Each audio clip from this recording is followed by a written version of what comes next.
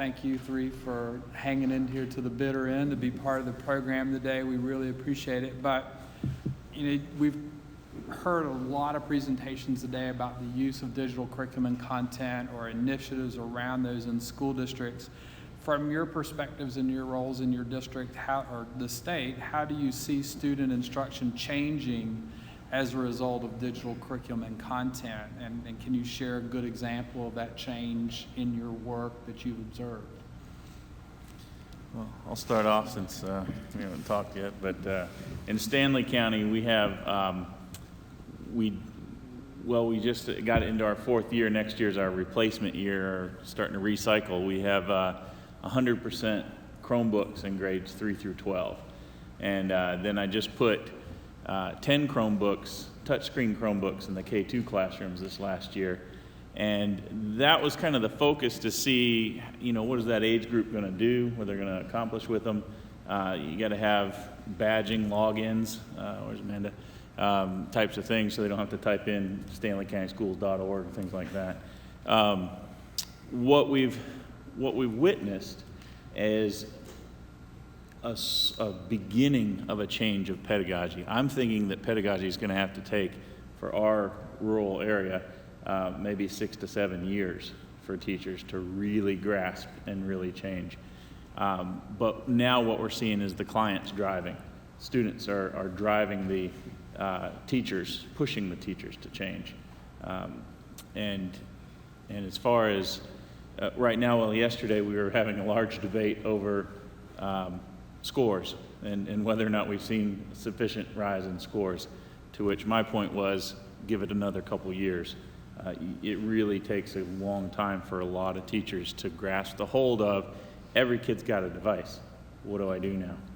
How does it change? And how do we harness the right things? In Stanley County, we just took my old position and he made it a director position under curriculum to look at instructional technology. And before, it was very separate silos. And we did what we thought was right in technology, and curriculum did whatever they were doing. I don't know what they were doing. But now we're starting to bring those together, and that's going to make a big change as well. Awesome. And I would definitely say, personally, I've always felt like it's that push to always have your students to be more self-directed, so learning in more the path that they feel like they want to go into. But I know we have to meet curriculum guidelines, and things need to be in place so we all have common education. But definitely in working more with the state this year, the focus on having students to be able to have a personalized education is definitely there. And we're doing a lot of talk at the department about what exactly is the state's role in acquiring digital content for our end users at the district level, and how much hands-on or hands-off should we be. Then you have things like copyright that come into place too. So we're looking at those types of things, but still thinking in terms of from our larger districts who can provide and purchase whatever they need to our smallest districts who maybe need more supports and resources. How can we leverage things like cooperative purchasing so that everybody benefits, so that all of our students across North Carolina can gain access to that content? Very good. Brad? I'll just add on, I agree with both, and we're doing a lot of those same things and having those problem solving of what we're doing. But on the support side of our school district, what I see as changing is our policies are having to change instead, because we're having to be much more flexible in what we are doing. We have 56 courses that we have developed that we use and place in Canvas and that across the board. So we run our own online learning instead of having to go necessarily to North Carolina Virtual. We use Union County Virtual with our students, and anyone that's using North Carolina Virtual knows the costs associated with placing students there. So we find that we are saving a lot of money by doing that.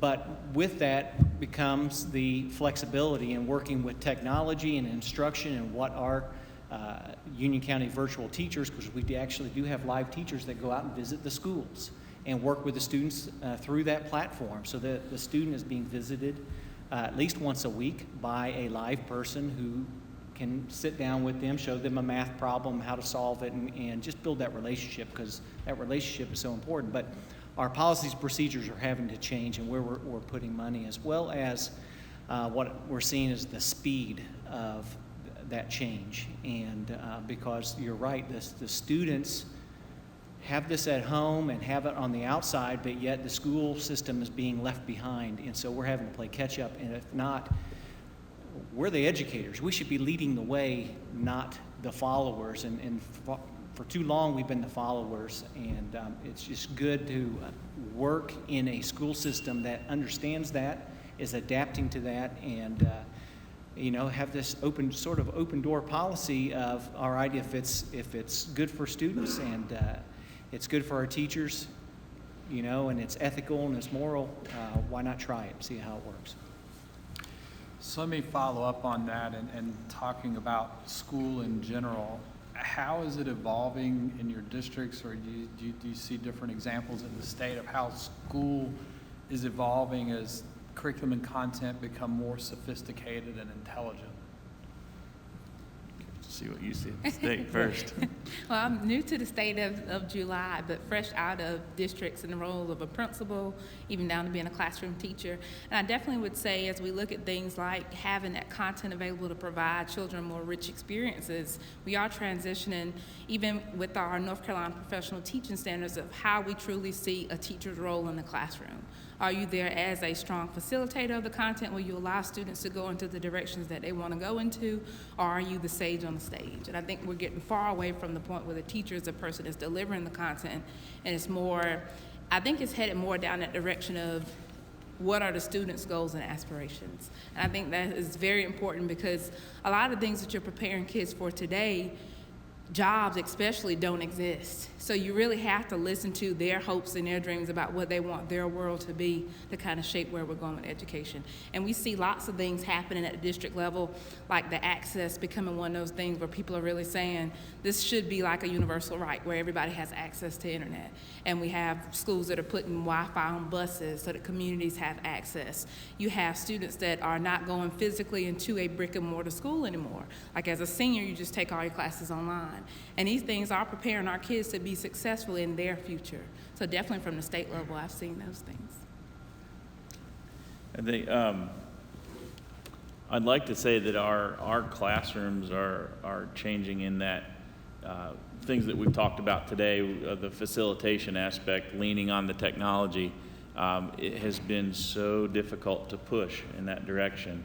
What I've actually started to see, though, and I think purchasing and has driven this, is software becomes more, it's trying to struggle against becoming a one-size-fits-all.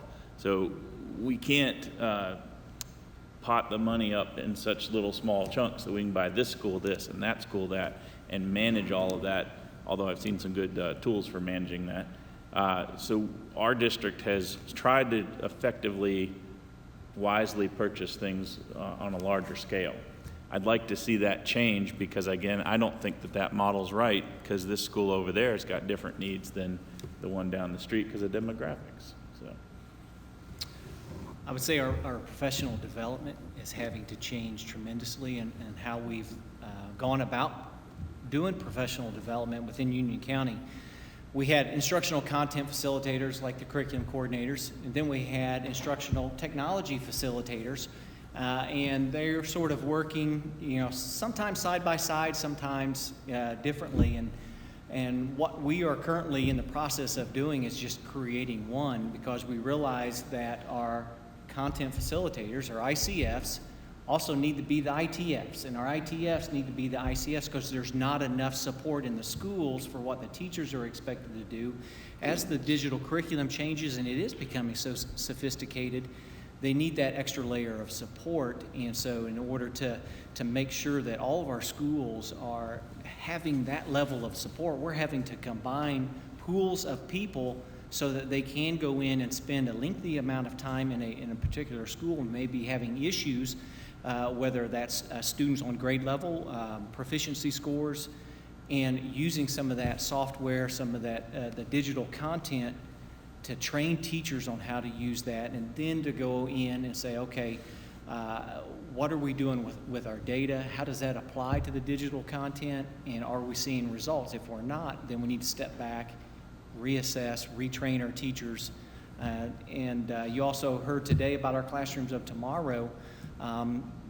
Project-based learning, is large in our classrooms of tomorrow, and training teachers, because school systems, as everybody knows, we lose a lot of teachers in and out.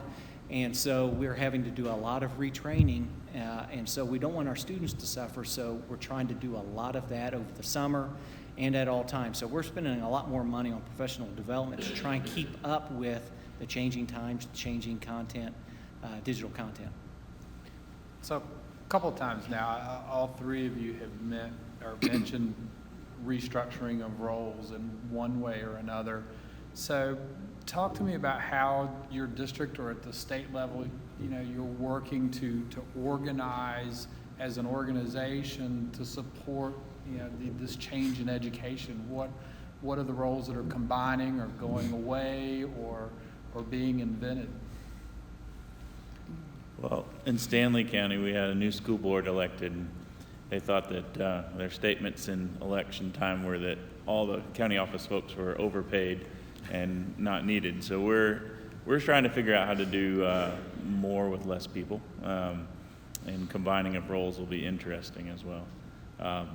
Having said that, though, just like you were saying, there isn't in technology and in instructional software and stuff, it reaches everything and everywhere. I mean, for crying out loud, our freezers are on the internet right now. So, so having a person who, a special group that's just technology and then a special group that's curriculum, I think school systems, and ours in particular, is starting to realize that you can't have a curriculum person that doesn't understand the technology like that. That's, I think, the main role and combination. Like I said, we restructured. I'm almost all infrastructure and stuff like that, hardware and things. My partner, who's the instructional side, was supposed to be here today, but he had to get called to something else. Moving all of us up under curriculum made a huge statement, I believe, in that to the whole county as to we're all on the same page now. And piggyback on, I think the same thing is happening at the state level, where we're seeing that, like, I'm in the digital teaching and learning department, which is completely separate from the K-12 curriculum instruction department, and we're now starting to see where that mashup between the two are highly needed. I work directly with the products Canvas, SchoolNet, and the Lore. So a lot of the times, if it's curriculum things, I'm more the technical side. Even though my background is in curriculum instruction, I have to lean on my science department or my social studies department for input of how this product is going to impact our end users. So we definitely start to see that mashup of roles, and often, I think too, in the future we'll see new roles where that's just the norm of the technology and the curriculum being one thing, because it's all still focusing on how you get that content to your kids to use it. Our teachers, our ICFs, our ITFs, our district-wide administration are having to become experts in using technology. And that a few years ago was never the issue. As a principal, I think I actually stepped back in my understanding of technology from when I was an assistant principal, or even at the very beginning when I was starting to leave being a teacher. I think I kind of lost that, but now going into being a director of secondary ed, I'm having to relearn a lot of things that our teachers already are knowing and using in order for me to stay ahead of the game. And so, how our roles changing, everyone is needing to be an expert at this point. And no longer can our principals hide and say, okay, that's somebody else who's doing that training. No, they're the ones that are expected now to be the ones leading teachers, the instructional leaders, and using the hardware and software that our teachers are using. There's a big push in our county for our principals and our administration to be the instructional leaders and not rely on somebody else to be that person. So we've also talked about money, and that y'all touched on it a little bit. How is your district organizing or reorganizing, or at the state level, do you see this shifting either via policy or just thought about how you spend your money to sustain the digital initiatives that you've had, because you said you're coming up on re-upping. I know Union County's been through it at least once, about in going into its second time. The race to the top monies are over and gone, so can y'all address the financial planning that you see? I'll start with that one. Yes, that's been an issue for us, just like everybody else. But what I will say is, first and foremost, you have to include everyone in the system, whatever decisions are being made. And what we're doing is making sure that our teachers have a voice, our administrators have a voice, and what is being, how the money is being used, and what it is being used for. I think earlier, it was Wake mentioned Learn Trials, the Learn platform. That is one piece of software that's helping us get a grip on our digital material that's out there, where we put into that system every single piece of software item that we know is being used throughout the district. And then what it does is it allows our teachers to go in and not only give that software a grade, but then there are several questions they can answer why they like it or they don't like it. And it gives very good feedback, especially for district-wide administration, on moving forward. What we found throughout this process is we have software out there that, let's say, 6 different high schools are using that we didn't even know, and they all paid a different price, number one.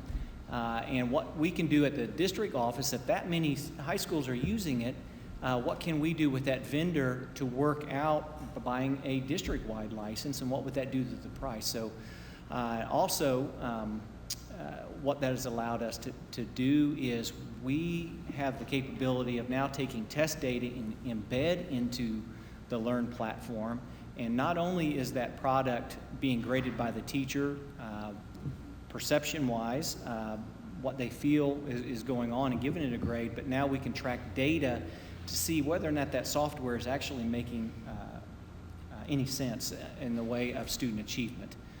So that's been beneficial for us, and once again, it gives the teachers a voice in what we're purchasing. And I'll piggyback off of that one. I know too, at the state level too, we're doing a lot of the same things and looking at what districts are purchasing and trying to use that at the state level to maybe get some agreements with different vendors to work on our buying power. For instance, if we know that right now we're really looking at things like Discovery Ed, where we have a lot of, like, more than 80% of our districts are using this and paying what I think is a very large amount per student.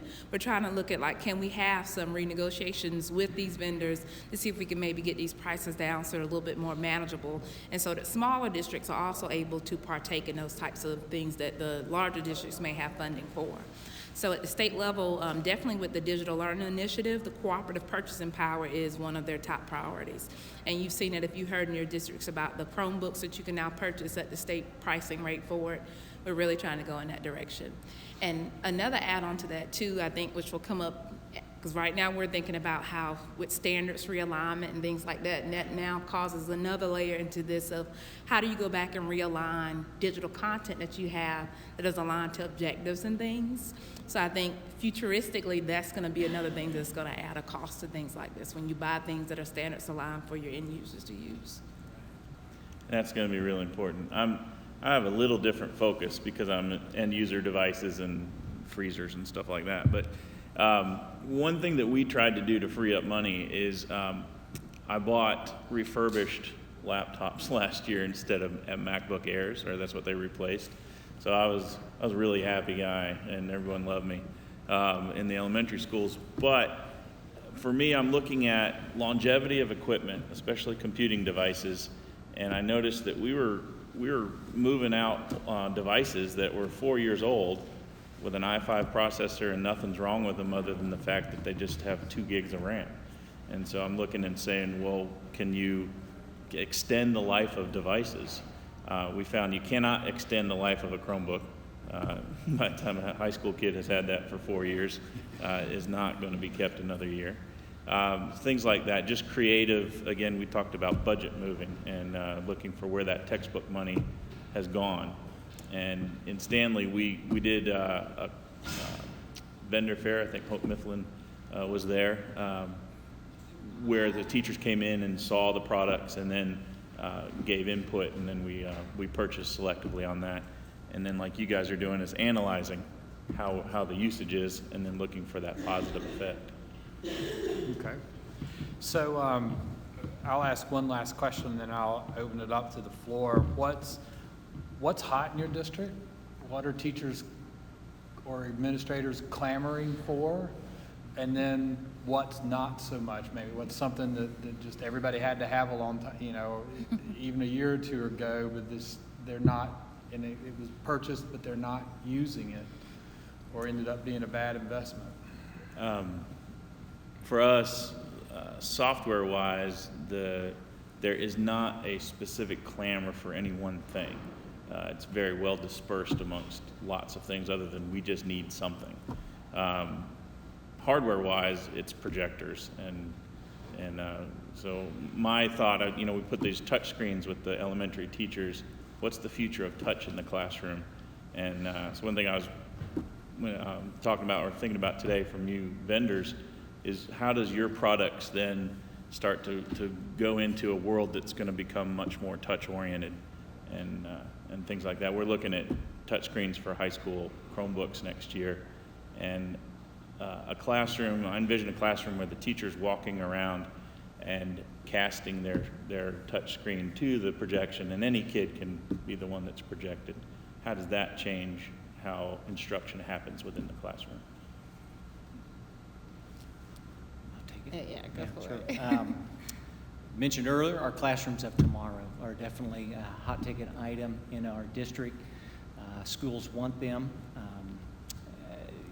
The price tag on them, they have to kind of work because when you put in a classroom of tomorrow, you don't really want to piecemeal it, a little of this product and a little of that product. You want to be able to do the whole thing, and that's the floor to ceiling share wall, those that you heard Dr. Benfield talk about. The flat screen panels, our students with devices, and then the movable furniture. So that's definitely a hot ticket item. For us on the LMS side, Canvas is for us the hot ticket item. Everything is moving Canvas. I even have a Canvas page for principals. And so we're putting everything in there, all of our training, our coursework, and so we're spending a lot of time doing the training and making sure that is out there for all of our teachers. I guess what is not hot, based on the last usage report that I got from our district, iCurio, that was a product where, it's supposed to allow teachers to go in and it curates everything for the teacher and that. I just can't get them to buy into it. So I don't know if they're going outside to different just to the web to get resources in that, but that was supposed to be sort of this one-stop shop for us, and we've tried, but it's just the usage report, I think this past month in December was the lowest it's ever been, and so it's going the wrong way. And that's trying to find out why teachers don't want to use it. Is it too difficult? Is it not talking appropriately with Canvas? What are they having difficulty with? So I'll put that out there. And I think on my end, I really don't deal with the what you like or what you don't like kind of piece, but I can say futuristically, and looking at what's coming out with the Digital Learning Initiative, definitely under my stream that I work with, which is digital content, the first stream is just around the Digital Content Consortium, which is getting a lot of districts in on the same page with sharing resources. That's definitely going to be a hot topic area in the future, especially as it pertains to copyright and what can be shared in Creative Commons and making teachers more aware of that. Then we also have right now in the works to purchase some type of OER service, which could house learning objects. So definitely feedback from district and end users that are utilizing content. Is that the right direction to go? What should this look like? Is definitely highly appreciated. And then the last stream that I work directly with is the thinking things like textbook adoption and how can we modernize that process, and are we really still wanting textbooks at this time and age? I think that's one of those things that if I could say in about 10 years, we probably won't even discuss textbooks. Like it will be more electronic. I'll let you know after school board's work session on We Saturday. can't ask them, we're gonna avoid Can them. I add to that, though, too? One of the issues that we're facing, and we're trying to move to the all digital, is get rid of the 20-pound U.S. history textbook, but parents and community members expect to see the textbook, and convincing them that, you know, we can do as well, if not better, going digitally, and being able to do that has been difficult. So I'll just add to that there are some speed bumps in making that happen. Well, Lonnie and I were just in Seattle last week, and I think she mentioned that, you know, the Seattle School District passed a $17 million budget item to spend on technology, and the same night they spent $5 million on textbooks. So, yeah, On a single it was a book. single Wow. adoption and it was only for grades like 3 through 12. It was for English language arts, and it didn't cover grades K2. Yeah. So. And that's where you're gonna have that culture shift of helping your before millennials kind of adapt to, you can still have solid digital content, maybe even having parents access things that are mobile devices. That has been kind of our strategy when I used to work at the district level, get more district people engaged in direct access and parents engaged. That's where we need to watch communities like Rowan, where you've got somebody giving, you know, everybody a Kindle when they're born to start reading with in the ship. Questions from our audience? Anybody have anything you want to ask our esteemed guest up here? Pushback was mentioned for going all digital for the community that has the perception that they want something back out. So how much of that is changing as the community changes because of a 30-year-old down the road? 10 years from now, 30-year-olds aren't even going to read books. They're going to read it. It's all going to be a digital device. Is that changing? Is it the community perception that's keeping the schools from going all digital? In Stanley County, what we have is a situation where the 30-year-olds have moved out and not come back. And so the majority of the population is becoming 40 plus. And so that's who's making the politics. That's correct. And we're losing about 100 students a year just to outflow, we believe. It's a very strange and then those are the voters, you know, and they're voting for the school down the street that was there when they went there and their grandparents went there, and obviously when you're spreading the butter so thin, opening another schools. Get to the point where people who are making education decisions are educators in education. Yeah, but how do you operate in that environment and bring in these new technologies? That's one of the struggles that we're trying to figure out, and as the CTO, I gotta figure out how to get the message out in the right way. Well, one school district that we manage, and I don't remember what city it was, because we've been around, and this is like our 67th city. They had, like, you said you had a vendor fair one time, they had a parent-teacher board night Mm-hmm. where they brought in a lot of demos and showed off everything. It was just sort of like demoing the feature. Your kids want to come in, and then they use the night as like an informal whole night. Right. Like, what do you guys think we should do? Like, oh my God, right? Yeah. And it totally reverted people. They're like, no more books. And I think that's what we're going to focus on this next year is that what does your classroom today or tomorrow classroom look like in Stanley County, and then remind them that they all have smartphones. So With you know, that it's like they don't want to- and some of the other communities, like in rural Kansas, with some of the school districts that we deal with there, you know, they appeal to their communities, you know, well, look where technology is and with what you do every day. You know, if you're a farmer, you know, what's on top of your tractor? You know, there's a GPS receiver, and that GPS receiver is teaching you all this, and once they started relating it back, that resistance is diminishing. Yeah. So. And I piggyback on that to definitely say I think it's gonna require us to help them to shift their thinking about things. So just simple, small things. I know working in especially rural, I was from Washington County and in Edgecombe County. Working in rural areas, you really have to help people see that you are using technology. Like if you went to the doctor's office and they called 3 other doctors to figure out what happened to you in your records because they could access them, how would that slow up what you need to get done? So apply that same type of thinking and learning with your kids. If you're not really staying abreast of the new and current things for your kids so they can be successful, you're going to be hindering or delaying a problem. You're going to keep that problem rolling. I think it's all in just a mind shift in helping your people that are not as digitally savvy get on board.